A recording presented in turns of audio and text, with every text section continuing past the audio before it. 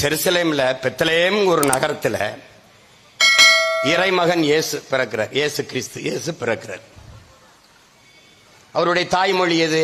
அரமாய்க்கு. அவருக்கு தமிழ் தெரியுமா? தெரியாது.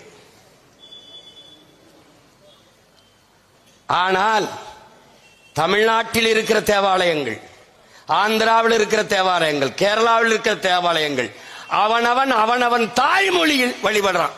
யாருக்கு முன்னாடி? இயேசுக்கு முன்னாடி. தமிழ்நாட்டில் என் அன்பு தம்பி தங்கைகளே, வெகு நாட்களாக பரலோகத்தில் இருக்க எங்கள் பிதாவே என்றுதான் வழிபட்டார்கள். பிதா சுதன் பரிசுத்தாவின் பெயராலே ஆமேன் என்றுதான் வழிபட்டார்கள். என்னரும் இளவர்கள், தமிழ் தாயின் இளைய புதல்வர்கள், இளங்குருமார்கள் வந்தார்கள்.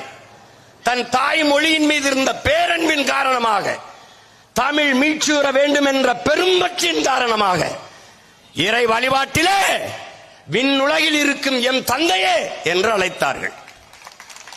பிதா சுதன் பரிசுத்தாவி என்கிற அந்த சொற்களை, வடமொழி சொற்களை தகர்த்து தந்தை மகன் தூய ஆவி என்று வழிபடுகிறார்கள்.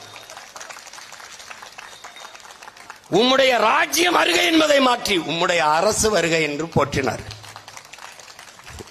இயேசுக்கு புரியுது என்னரும் தமிழ், என் இறை முருகனுக்கு புரியாதாடாடே.